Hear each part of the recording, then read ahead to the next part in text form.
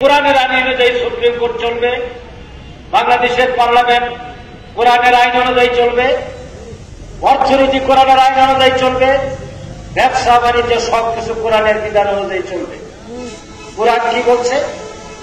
কোরআন বলছে ইন্নাল্লাহা ইয়া'মুরু বিল আদলি ওয়াল ইহসান ওয়া ইতা'i যিল কুরবা ওয়া ইয়ানহা আনিল ফাহশাই ওয়াল মুনকার।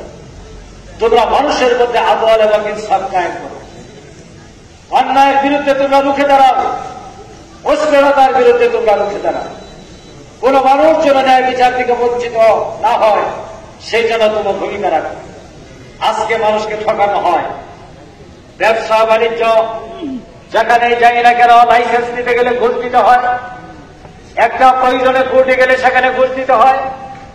মানুষ যখন তার প্রয়োজনের জন্য অফিস আদালতে যাবে, তার স্বাভাবিক কাজ সে করতে পারে না, সেখানে ঘুষ দিয়ে আদায় করতে হয়। কোরআন আল্লাহ রাসূল পরিষ্কার ভাষায় বলেছেন, আর রাশি ওয়াল মুরতাশি বিন্নার, যে ব্যক্তি ঘুষ দিবে আর যে ব্যক্তি ঘুষ দিবে উভয়ই জাহান্নামে যাবে। সুতরাং কোন মুমিন কোন মুসলমান ঘুষ দিতেও পারে না, দিতেও পারে না। কিন্তু সমস্যা হলো ঘুষ না দিলে তো কাজ হয় না। ঠিক। বাংলাদেশে এমন আইন প্রণয়ন করতে হবে যে আইনের কারণে একটা সুদখোর ঘুষখোর ঘুষ নেওয়ার কোন সাহস দেখাতে পারবে না। রাষ্ট্রের দায়িত্ব পালনের জন্য যারা নিয়োগপ্রাপ্ত হন, DC, SP, police, OC, magistrate, যারা বিভিন্ন দায়িত্বে নিয়োজিত আছেন, তাদের দায়িত্ব হল জনগণের কাজ করা।